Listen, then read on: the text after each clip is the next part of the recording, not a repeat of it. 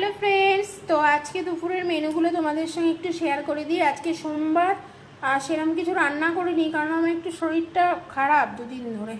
তো যাই হোক, একদম নিরামিষ, একদম সাদা মাটা আজকে। তো দেখিয়ে দিই, প্রথমেই দেখো ভাত রান্না করেছি। এখানে ভাত, এখানে হচ্ছে মুগের ডাল।